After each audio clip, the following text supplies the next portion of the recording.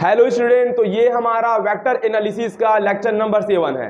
आज के लेक्चर में हम बेसिकली सीखने वाले हैं यूनिट वेक्टर के बारे में कि आखिर यूनिट वेक्टर है तो है क्या और यूनिट वेक्टर का एक्चुअल मीनिंग होता क्या है।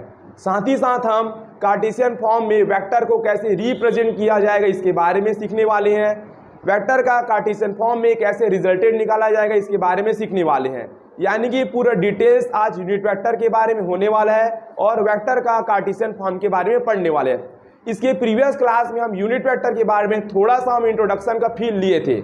आज हम पूरा डिटेल से सीखेंगे यूनिट वेक्टर के बारे में। देखिए यूनिट वेक्टर होता क्या है, नाम से एकदम क्लियर है। यूनिट वेक्टर, यूनिट यानी कि 1, ऐसा वेक्टर जिसका मैग्नीट्यूड यानी कि उसका न्यूमेरिक वैल्यू 1 के इक्वल हो, वो वेक्टर हमारा यूनिट वेक्टर होगा।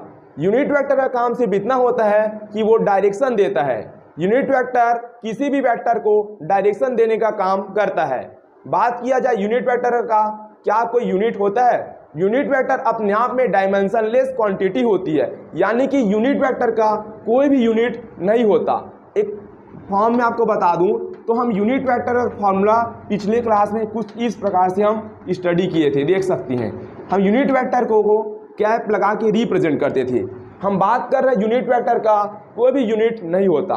तो देखिए ये वेक्टर ऑफ ए है, ये मॉड ऑफ ए है, ये सेम क्वांटिटी है और जब सेम क्वांटिटी होती है तो हमारा डायमेंशन लेस होती है, यानी कि डायमेंशन लेस है, इसका कोई भी यूनिट नहीं होता। क्योंकि यूनिट वेक्टर जो है सेम क्वांटिटीज का रेशियो होने की वजह से डायमेंशन लेस होती है। इतनी बात तो हो गई यूनिट वेक्टर के बारे में। यूनिट वेक्टर का जो मैग्नीट्यूड होता है ये 1 के इक्वल होता है। यूनिट वेक्टर का जो मैग्नीट्यूड होगा किसके इक्वल होगा? इसका मैग्नीट्यूड 1 के इक्वल होती है। यूनिट वेक्टर का काम सिर्फ इतना होता है कि वो डायरेक्शन देने का काम करती है। किसी भी वेक्टर जिनके पास डायरेक्शन नहीं है, यूनिट वेक्टर उसको डायरेक्शन दे देती है।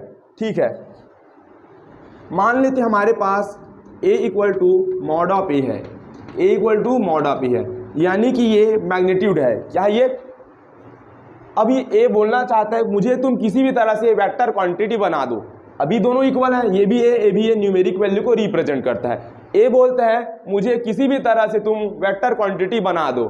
ठीक है, तो a के पास तो मैग्नीट्यूड है, सिर्फ डायरेक्शन की कमी है। मैं बोलता हूँ भाई तुम वेक्टर क्वांटिटी बन गए, तुम्हें मैं डायरेक्शन दे दिया, तो इधर तो अभी फिलहाल मैग्नीट्यूड है, दोनों बैलेंस है क्या? अभी बैलेंस नहीं है। इधर क्या आना चाहिए? मैग्नीट्यूड आना चाहिए, यस और नो आना चाहिए। लेकिन मैं इधर किस चीज़ का मल्टीप्लाई करूं ये मैग्नीट्यूड हमारा चेंज ना हो, तो मैं 1 से मल्टीप्लाई करूंगा तो क्या मैग्नीट्यूड चेंज होगा? क्या नहीं होगा। यानी कि 1 से मल्टीप्लाई करने का मतलब है मैं यहाँ पे ऐसा क्वांटिटी से मल्टीप्लाई कर दूं जो डायरेक्शन को रिप्रेजेंट कर दे, लेकिन हमारा मॉड ऑफ ए की वैल्यू को चेंज ना करे। तो हमारे पास ऐसा रिप्रेजेंटेशन होता है यूनिट वेक्टर। तो यूनिट वेक्टर को मैं ए कैप से रिप्रेजेंट करूंगा। मैं मॉड ऑफ ए को यूनिट वेक्टर से मल्टीप्लाई कर दिया, तो यूनिट वेक्टर का काम सिर्फ इतना है, वेक्टर ए का डायरेक्शन बस बता रहा है, लेकिन इसका मैग्नीट्यूड को ये चेंज नहीं करेगा क्योंकि इसकी वैल्यू कितनी होगी? 1 के इक्वल। इसी प्रकार मान लेते हैं हमारे पास कोई बी है, बी बोलता है मुझे किसी भी प्रकार से वेक्टर क्वांटिटी बना दो, मुझे किसी भी प्रकार से वेक्टर क्वांटिटी बना दो। मैं बोलता हूँ जाओ बी तुम वेक्टर बन गए, तुम्हारे ऊपर मैं वेक्टर का साइन लगा दिया, तुम दिशा देने वाले, तुम डायरेक्शन बताने वाले वेक्टर क्वांटिटी बन गए। लेकिन क्या अभी इक्वल है? क्या ये दोनों नहीं है, क्योंकि इसके बाद जाहिर सी बात है वेक्टर है, यानी कि यहाँ पर लेफ्ट हैंड साइड में मैग्नीट्यूड है, इसका डायरेक्शन भी है, तो राइट हैंड साइड में फिलहाल मैग्नीट्यूड है, डायरेक्शन की कमी है, या सुनो।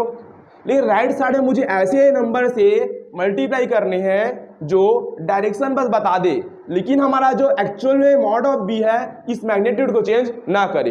तो हमारे पास ऐसा रिप्रेजेंटेशन होता है ओनली यूनिट वेक्टर, या सुनो। यूनिट वेक्टर का मल्टीप्लाई करने पर हमारा मैग्नीट्यूड में कोई चेंजेस नहीं होगा क्योंकि इसकी वैल्यू 1 के इक्वल होगी। 1 का मॉड ऑफ बी से मल्टीप्लाई करने पर कोई चेंजेस नहीं होगा। सिर्फ बी कैप ये रिप्रेजेंट करता है इस वाली का डायरेक्शन को। तो ये होता है हमारे पास यूनिट वेक्टर। एक बात याद रखिए, हम किसी भी क्वांटिटी को, किसी भी वेक्टर क्वांटिटी को यूनिट वेक्टर के फॉर्म में रिप्रेजेंट कर सकती हैं। मान लेते हैं हमारे पास एक वेक्टर ऑफ सी है, हमारे पास क्या है, एक वेक्टर ऑफ सी है। क्या मैं वेक्टर ऑफ सी को यूनिट वेक्टर के टर्म में रिप्रेजेंट कर सकता हूँ? यस, कर सकती हैं। वेक्टर ऑफ सी है यानी कि इसके पास होगा एक मैग्नीट्यूड और इसका एक डायरेक्शन होगा, वो होगा सी कैप। क्या होगा? C cap. सपोज यहाँ पर एग्जांपल ले लीजिए, मान लेते ये हमारे पास वेक्टर ऑफ ए है। क्या है? वेक्टर ऑफ ए। यहाँ से यहाँ तक का जो लेंथ होगा ये इसका मैग्नीट्यूड को रिप्रेजेंट करेगा। यस और नो? वेक्टर ए का ये जो लेंथ होगा ये मैग्नीट्यूड को बता रहा है। अब डायरेक्शन कौन बताएगा? कौन बताएगा? यूनिट वेक्टर बताएगा कि नहीं बताएगा? बताएगा। यूनिट वेक्टर तो मान लेता हूँ यहाँ से यहाँ तक का जो मैग्नीट्यूड है ये कितना यूनिट है? कितना यूनिट है? 1 यूनिट। यस और नो? तो यही मेरा क्या ए कैप होगा कि नहीं होगा? बोलो यस और नो? होगा कि नहीं होगा? होगा। ए कैप ये इंडिकेट करता है कि हमारा वेक्टर जो हमारे पास वेक्टर ए है ये ए कैप वेक्टर ए की दिशा में है। ए कैप क्या बता रहा है कि हमारे पास जो भी वेक्टर है ये किसके डायरेक्शन में है? ए के डायरेक्शन में है। इसी प्रकार बी कैप क्या इंडिकेट करता है कि हमारे पास जो वेक्टर है वो किसके डायरेक्शन में है? बी के डायरेक्शन में। सी कैप ये इंडिकेट करता है हमारे पास जो भी वेक्टर है सी किस डायरेक्शन में? सी डायरेक्शन में है। समझ पा रहे हो कि नहीं? तो इसका मैग्नीट्यूड 1 है, यही हमारा यूनिट वेक्टर है। ठीक है, अब ध्यान से समझिए। यहां पर मेरा सवाल है, ये हमारे पास एक वेक्टर ऑफ बी है। क्या है? Vector of B. ये इसका मैग्नीट्यूड है। मान लेते हैं यहां से यहां तक का मैग्नीट्यूड 1 यूनिट है, यहां से यहां तक मैग्नीट्यूड अगेन 1 यूनिट, और यहां से यहां तक मैग्नीट्यूड अगेन 1 यूनिट। मेरा सिंपल सा क्वेश्चन इतना है कि वेक्टर ऑफ बी की वैल्यू क्या होगी? वेक्टर ऑफ बी की वैल्यू क्या होगी? अब हमें मालूम है ये वेक्टर क्वांटिटी है, इसका अपना एक मैग्नीट्यूड है और इसका अपना क्या है? डायरेक्शन है। यस और नो? और इसका डायरेक्शन क्या होगा? बी के तरफ होगा। अब बी के तरफ होगा तो यूनिट वेक्टर बी कैप होगी। यस और नो? होगा। अब मैग्नीट्यूड कितना है? हम जानते हैं इस पूरे लेंथ को मैग्नीट्यूड कहा जाता है। तो ये 1 1 1 टोटल मैग्नीट्यूड कितनी है? 3। और बी कैप क्या है? इसका डायरेक्शन। यस और नो? और यहाँ पर हर एक यूनिट वेक्टर डायरेक्शन को रिप्रेजेंट कर है। बोलो यस और नो? यस और नो? बी कैप क्या है? इंडिकेट कर रहा है कि हमारा वेक्टर बी है वो बी की डायरेक्शन में है। बी कैप की वैल्यू कितनी है? एग्जैक्टली 1। सिर्फ यूनिट वेक्टर डायरेक्शन बता रहा है। तुम बी कैप की जगह इस 1 वैल्यू को पुट अप भी कर दोगे तो भी हमारा मैग्नीट्यूड में चेंजेस होगा क्या? नहीं होगा।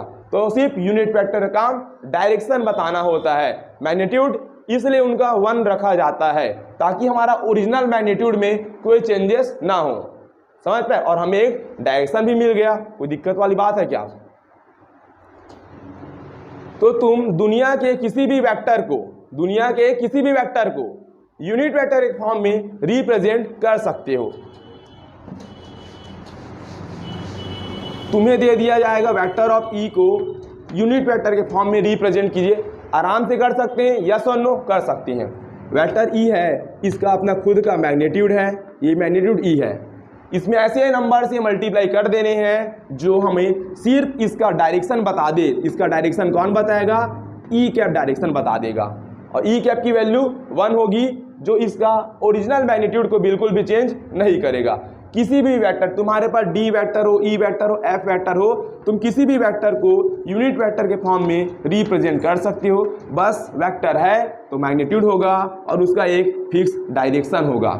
ओके, तो अभी हम ये देखे हैं यूनिट वेक्टर क्या होती है, यूनिट वेक्टर को कैसे रिप्रेजेंट किया जाता है। साथ ही साथ वहीं से हम यूनिट वेक्टर का फॉर्मूला भी डिराइव कर सकते हैं। जैसे हम बात की थी कि तुम दुनिया के किसी भी वेक्टर को यूनिट वेक्टर के फॉर्म में रिप्रेजेंट कर सकते हो। जैसे ही हमारे पास एक वेक्टर ए है, इसका मैग्नीट्यूड हो जाएगा मॉड ऑफ ए और इसका डायरेक्शन हो जाएगा ए कैप, जिसका मैग्नीट्यूड 1 है। और ए कैप ये इंडिकेट करेगा कि वेक्टर ए का डायरेक्शन किधर है। ये हमारा यूनिट वेक्टर होती है। इसके लिए हम फॉर्मूला भी यहाँ से डिराइव कर सकते हैं। तो A cap is equal to होगा vector of A divide by mod of A. तो ये हमारे पास यूनिट वेक्टर का फॉर्मूला बन गया। इस फॉर्मूले में आप प्रूफ भी कर सकते हैं, ध्यान से समझिए। वेक्टर ए का मतलब है ये हमारे पास एक वेक्टर है, यानी कि इसमें कन्फर्म इसका मैग्नीट्यूड है और इसका अपना एक डायरेक्शन है, यस और नो। तो इसका मैग्नीट्यूड से इसका मैग्नीट्यूड कैंसल आउट होगा, तो सिर्फ यहाँ डायरेक्शन बच जाएगा, और direction is equal to direction. इसको इस तरह से भी आप फिर ले सकते हैं, वेक्टर ऑफ ए है यानी कि हमारे पास इसमें मैग्नीट्यूड भी है और इसका एक डायरेक्शन भी है, यस और नो है, और नीचे में भी यहाँ पर है मैग्नीट्यूड। मैग्नीट्यूड ने मैग्नीट्यूड को मारा तो A cap is equal to A cap. यहाँ से भी क्लियर स्पष्ट है कि वेक्टर ए है तो मैग्नीट्यूड भी है, डायरेक्शन भी है। अब मैग्नीट्यूड से मैग्नीट्यूड कैंसल, तो direction is equal to direction. तो तुम दुनिया के किसी भी वेक्टर को यूनिट वेक्टर के फॉर्म में रिप्रेजेंट कर सकते हो और उसका फॉर्मूला इस प्रकार से आप दे सकते हो। अब हम अपने अगले टॉपिक में आते हैं। यूनिट वेक्टर ही है ये भी, लेकिन ये कुछ खास है, कुछ स्पेशल है, इसलिए इसको नाम दिया गया है ऑर्थोगोनल यूनिट वेक्टर। ये भी यूनिट वेक्टर है लेकिन बाकी वेक्टर से कुछ खास है, कुछ खास प्रॉपर्टी है, इसीलिए इसका नाम दिया गया ऑर्थोगोनल यूनिट वेक्टर। आप जानते हैं हमारे पास 3 डायरेक्शन होती है। एक डायरेक्शन है या तो तुम एक्स में आगे बढ़ो, एक डायरेक्शन होती है कि तुम वाई में आगे बढ़ो, एक तीसरी डायरेक्शन होती है कि तुम जेड में आगे बढ़ो। अब एक्स डायरेक्शन, वाई डायरेक्शन और जेड डायरेक्शन, तुम तीनों डायरेक्शन में कहीं पर भी जा सकते हो, तो उनके लिए हमें कोई ना कोई यूनिट वेक्टर डिसाइड करना पड़ेगा। तो मैथमेटिशियन फिजिसिस्ट ने मिलकर ये डिसाइड किया, यदि तुम एक्स डायरेक्शन में जाओगे तो तुम यूनिट वेक्टर आई कैप हो जाओगे, तुम वाई डायरेक्शन में जाओगे तो तुम्हारा डायरेक्शन पर्टिकुलर जे कैप से रिप्रेजेंट किया जाएगा, तुम जेड एक्सिस में जाओगे तो तुम्हारा डायरेक्शन के कैप से रिप्रेजेंट किया जाएगा। अब सबसे बड़ा सवाल ये था कि अब ना तो मैं एक्स में चलूँ, ना तो मैं वाई में चलूँ और ना तो मैं जेड में चलूँ। यदि मैं एक्स में भी चलता हूँ और वाई में भी चलता हूँ, तब कौन सा वेक्टर होगा जो इन दोनों का डायरेक्शन को डिफाइन कर दे।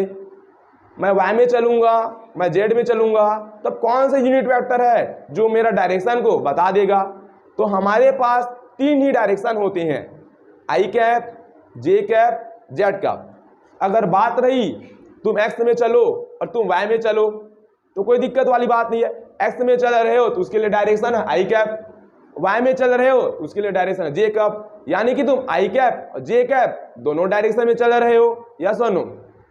अगर तुम वाई डायरेक्शन में और जेड डायरेक्शन में चल रहे हो, एक प्लेन में चल रहे हो, तो वाई डायरेक्शन के लिए हमारे पास स्पेशल यूनिट वेक्टर है जे कैप, जेड डायरेक्शन के लिए स्पेशल यूनिट वेक्टर है के कैप। तो हम बोल देंगे तुम जे कैप और के कैप डायरेक्शन में चल रहे हो।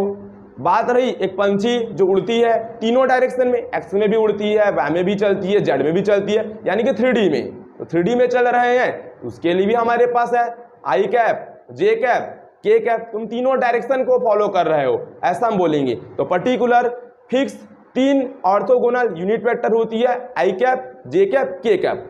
उसके बाद तुम दुनिया के किसी भी डायरेक्शन में चल जाओ, तुम एक्स, वाई, जेड, इन तीनों के बीच में तुम चलने वाले हो। या तो एक्स में पूरा पूरा चलोगे, या तो वाई में पूरा पूरा चलोगे, या तो तुम जेड में पूरा पूरा चलोगे। या फिर ऐसा हो सकता है कि तुम एक्स वाई में चलो, वाई जेड में चलो, जेड एक्स में चलो, या लास्ट कंडीशन कि तुम एक्स में भी चलो, वाई में भी चलो, जेड में चलो। तो डायरेक्शन हमारे पास है ही। एक बात याद रखना, हमारे पास 3 एक्सिस होती है, एक्स एक्सिस, वाई एक्सिस और जेड एक्सिस। इसे हम कहते हैं ऑर्थोगोनल, यानी कि इसे हम बोलेंगे म्यूचुअली परपेंडिकुलर। ये तीनों एक्सिस जो होती हैं 90 डिग्री के एंगल बनाए हुई है, इसीलिए हम बोलते हैं ये म्यूचुअली परपेंडिकुलर है। देखिए ये बोर्ड हमारा 2D है, ये बोर्ड हमारा 2D है, और ये डायग्राम जो मैं प्लॉट किया हूँ X axis, Y axis, Z axis, ये 3D है। और हमें मालूम है 3D चीज़ को हम 2D चीज़ में प्लॉट नहीं कर सकते, फिर भी हमें समझना तो पड़ेगा। तो हम जेड एक्सिस को इधर बना लिए। एक्चुअल में जो जेड एक्सिस है ये तुम्हारी ओर ऐसे आ रही है, बोलो यस और नो। ये जेड एक्सिस ऐसी है, जैसे तुम अपने रूम को देखो, रूम में X axis, Y axis, Z axis पूरी 3D फॉर्म में नजर आ रही है, क्योंकि रूम हमारा 3D है और हम जिस दुनिया में है ये भी हमारा 3D है। लेकिन बोर्ड मेरा 2D है, तो 2D में 2D को अच्छी तरीके से रिप्रेजेंट कर सकती हैं। लेकिन मुझे जेड को इस डायरेक्शन में तो मैं बना नहीं सकता, क्योंकि मेरा बोर्ड तो इधर बल्ज नहीं है। तो जेड को मैं समझने के लिए इस डायरेक्शन में बना लिया हूँ, लेकिन एक्चुअल में जेड इस डायरेक्शन में है। ओके, y और x के बीच 90 डिग्री का एंगल बन रहा है। तुम तीनों में से कोई भी दो एक्सिस को ले लो, 90 डिग्री के एंगल में होगी। बात कीजिए x और z कितने डिग्री एंगल में है, 90 डिग्री। x और y के बीच कितना डिग्री एंगल बना, 90 डिग्री। y और z के बीच कितना डिग्री एंगल बनेगा, 90 डिग्री। तुम कोई भी दो एक्सिस को उठा लो, हमेशा वो आपस में म्यूचुअली परपेंडिकुलर होंगे। क्या होंगे, म्यूचुअली परपेंडिकुलर होंगे। अब बात आती है कि x डायरेक्शन में चलेगा कोई ऑब्जेक्ट, तो इसके लिए यूनिट वेक्टर क्या होगी। तो इनके लिए यूनिट वेक्टर डिसाइड किया गया है कि अगर तुम x डायरेक्शन में चल रहे हो, किस डायरेक्शन में, x डायरेक्शन में, तो तुम्हें यूनिट वेक्टर आई कैप से मैं रिप्रेजेंट कर दूंगा। और यहाँ से यहाँ तक का लेंथ कितना होगा, 1 यूनिट। यस सुनो, जरूरी नहीं है कि तुम यही इसी को आई कैप बोलो, तुम चाहते हो तो यहाँ से यहाँ तक को तुम 1 यूनिट बोल दो और इसको भी तुम क्या बोल सकते हो, आई कैप। क्योंकि आई कैप तुम इस डायरेक्शन में कहीं पर भी ले लो, मैग्नीट्यूड इज 1, सिर्फ डायरेक्शन बताने का काम करेगा, समझ रहे हो। वाई डायरेक्शन में एक फिक्स यूनिट वेक्टर काम करेगा जिसको हम डिनोट करेंगे जे कैप से। इसका मैग्नीट्यूड यहाँ से यहाँ तक 1 यूनिट। इसी प्रकार जेड डायरेक्शन में कोई ऑब्जेक्ट चलेगी तो उसका डायरेक्शन को हम के कैप से रिप्रेजेंट करेंगे। इसीलिए इनका स्पेशल नाम है orthogonal unit vector. Orthogonal unit vector यानी कि म्यूचुअली परपेंडिकुलर होंगे।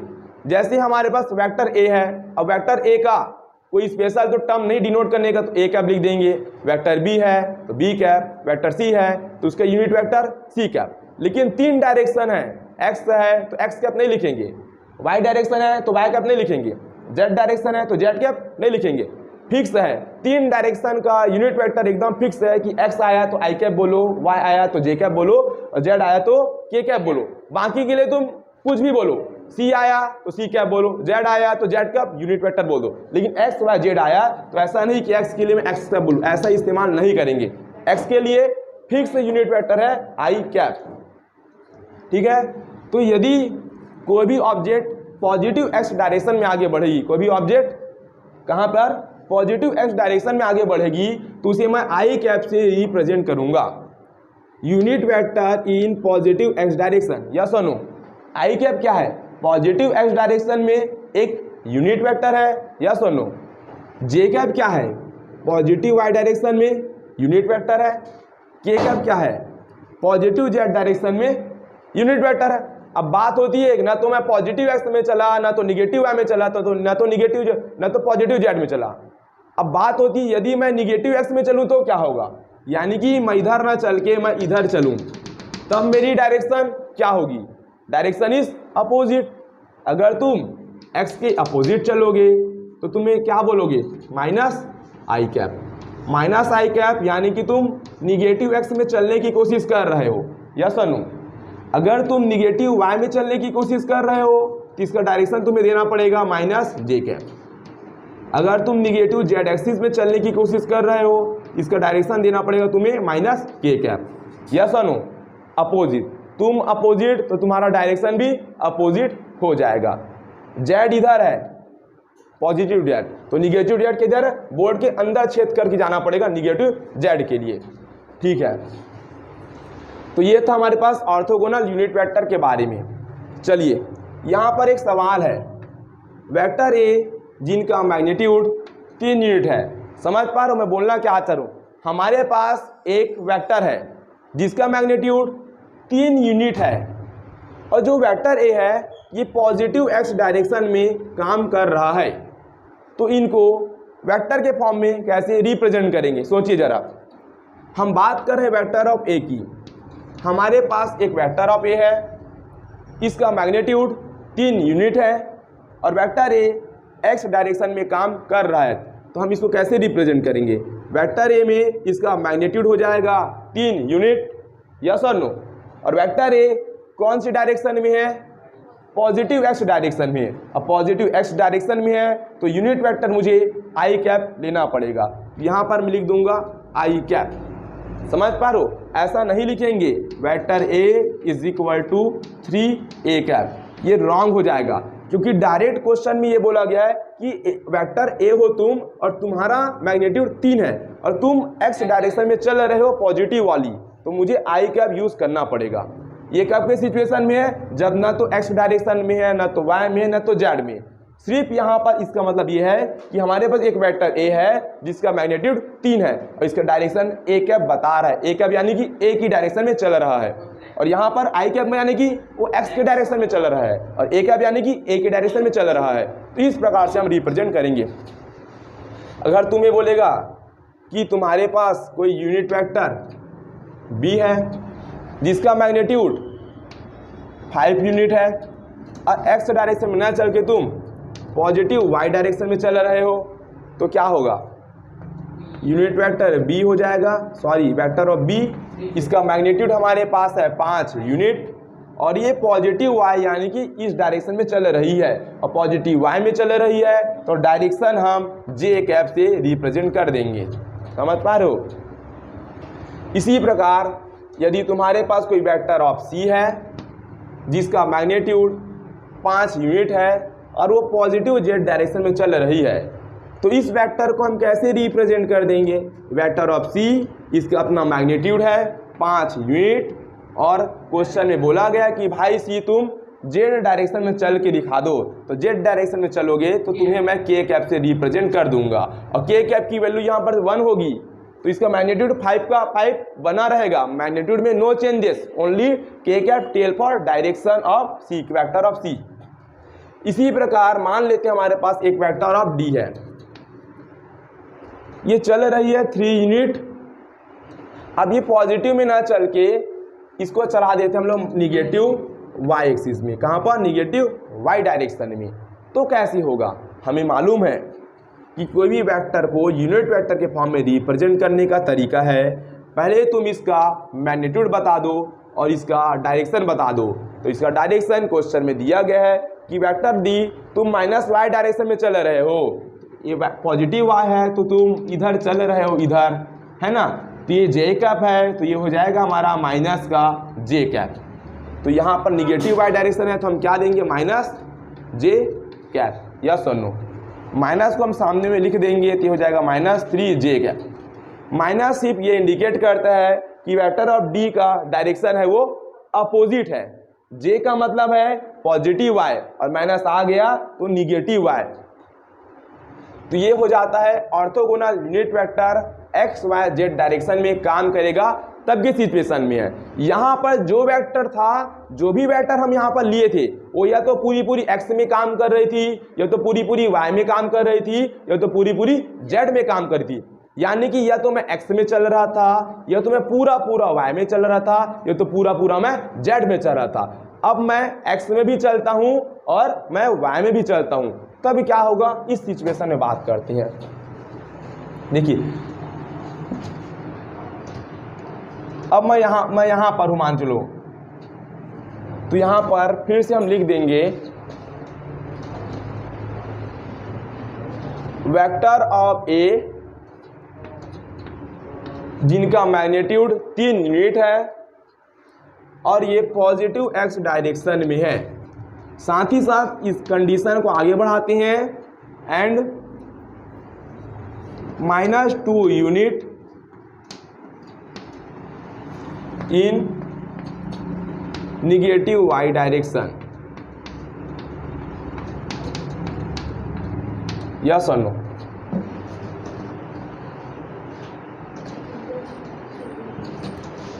अच्छा, अब क्वेश्चन में क्या बोला गया है, तुम वेक्टर ए हो, तुम वेक्टर ए हो, क्या हो तुम वेक्टर ए बनने जा रहे हो, तुम्हारा मैग्नीट्यूड यहाँ पे दिया गया है 3 यूनिट और ये पॉजिटिव एक्स डायरेक्शन में है, -2 unit magnitude minus y direction में, यानी कि वेक्टर ए अब ना तो एक्स में है, ना तो वाई में है, ना तो जेड में है।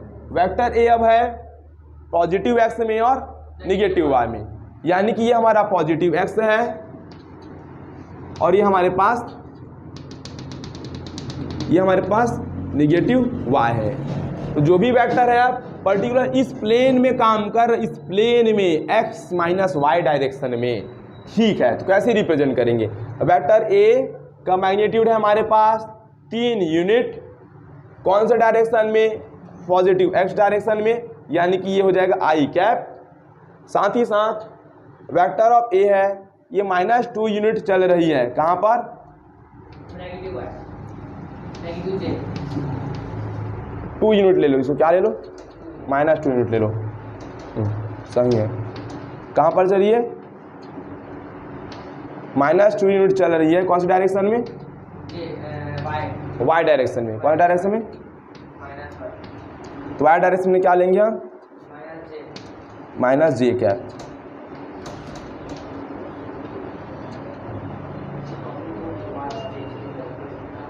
टू यूनिट लिखो इसको, 2 यूनिट -j कैप। तो यहाँ पर हो जाएगा 3i कैप -2j कैप। ठीक है।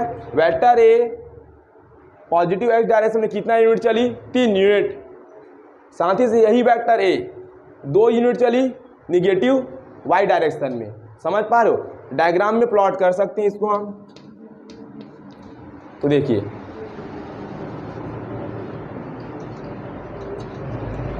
एक्स में कितना यूनिट चलेगा? आई कैप का सामने में जो भी नंबर है ये मैग्नीट्यूड है, तो आई कैप यानी कि पॉजिटिव एक्स डायरेक्शन में 3 यूनिट चली, तो ये हो जाएगा मेरा 3 यूनिट पॉजिटिव एक्स डायरेक्शन में, और डायरेक्शन हो जाएगा इसका आई कैप। 2 यूनिट चली कहाँ पर? निगेटिव वाई डायरेक्शन में, तो हमारे पास निगेटिव वाई डायरेक्शन ये हो जाएगा -2 यूनिट। या सनो समझ पा रहे हो कि नहीं? इन दोनों को वहाँ पर हम ज्वाइन करेंगे तो ये पॉइंट हो जाएगा 3, -2। क्या होगा? 3, -2। यानी कि ध्यान दो, इधर तुम्हारा रिजल्टेंट किस डायरेक्शन में होगा? इस डायरेक्शन में। यस और नो? तुम यहाँ पर हो, अभी तुम यहाँ पर हो, तुम्हारा रिजल्टेंट है, तुम एक्स में 3 चल रहे हो, वाई में तुम -2 चल रहे हो, और तुम्हारा रिजल्टेंट हमेशा रिजल्टेंट ओरिजिन से देना पड़ता है। कहाँ से? ओरिजिन से हम रिजल्टेंट देंगे। तो अब तुम यहाँ पर हो, यानी कि तुम एक्स में भी हो पॉजिटिव वाली, और तुम -y में भी हो निगेटिव वाली। यस और नो? इसका मतलब ये है। तो इसका मतलब है ना तो हम पर्टिकुलर एक्स में हैं, ना तो हम y में हैं, हम एक्स में भी है और -y में भी है। यस और नो? तो इस प्रकार का हम उसका रिप्रेजेंट कर सकते हैं, और हम कोई भी डायग्राम बना सकते हैं। इसी प्रकार, और इसी चीज को हम बोलते हैं कार्टेशियन फॉर्म। क्या बोलते इसी को? Cartesian form of vector representation. Cartesian form of vector representation. Vector representation.